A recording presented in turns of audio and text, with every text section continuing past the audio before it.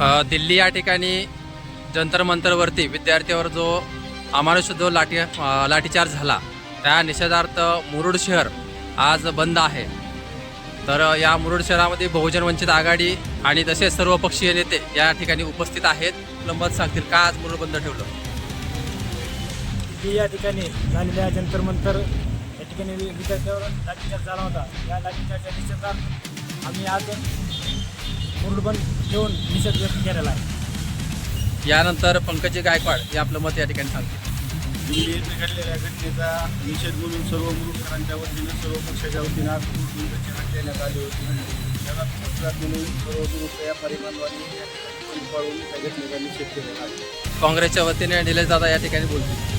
जे दिल्ली या ठिकाणी अमानुषपणे जे लाठीचार्ज झालेला आहे त्याचप्रमाणे मुलींना ज्या प्रकारे मारण्यात आलेलं आहे त्यामुळे आम्ही हा बंद केलेला आहे। यानंतर मुस्लिम बांधवाच्या वतीने देखील या ठिकाणी शरीफबाई बोलतील।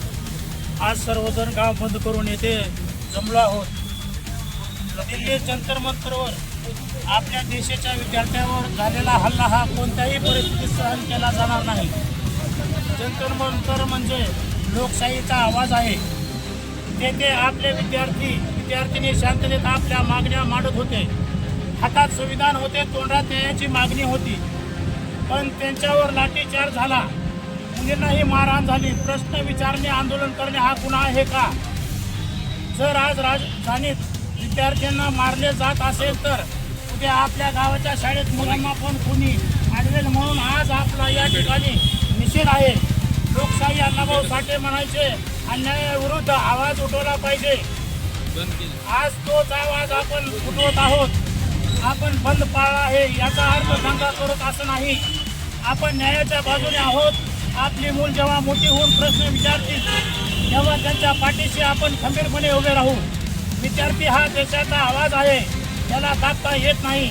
शांततापूर्ण आंदोलन हा अधिकार आहे, तो संविधानाने दिलेला अधिकार आहे। गुन्हेगारावर कारवाई झालीच पाहिजे। ज्यांनी हल्ला केला त्यांना अटक झालीच पाहिजे। एवढं बोलून मी 2 शब्द।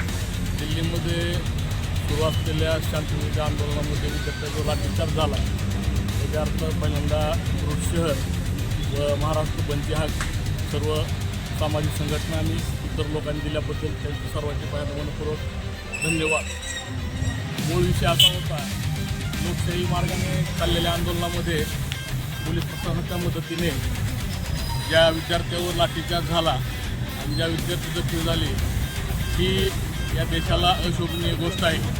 आणि मूळ जर विद्यार्थी आपल्या स्वतःच्या हक्काच्या लढाईसाठी जर आंदोलन करत असेल आणि त्या आंदोलनात जर प्रशासन आपली भूमिका प्रामाणिक न मांडता हुकुमशाहीच्या मार्गाने मांडत असेल आणि या देशातील एक शिक्षण व्यवस्थेला वेठी धरून शिक्षण व्यवस्था संपवण्याचा प्रयत्न करीत असेल तर राजीनामा हा जो केंद्रीय शिक्षण मंत्र्याचा घेतलाच पाहिजे।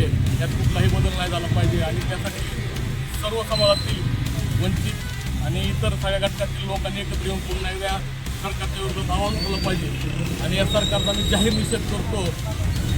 सगळ्या समाजाच्या प्रत्येक माणसाबद्दल त्यांच्या मनात द्वेष आणि हिंसा निर्माण करण्याचा जो प्रयत्न आहे तो कुठंतरी हाणून पाडला पाहिजे।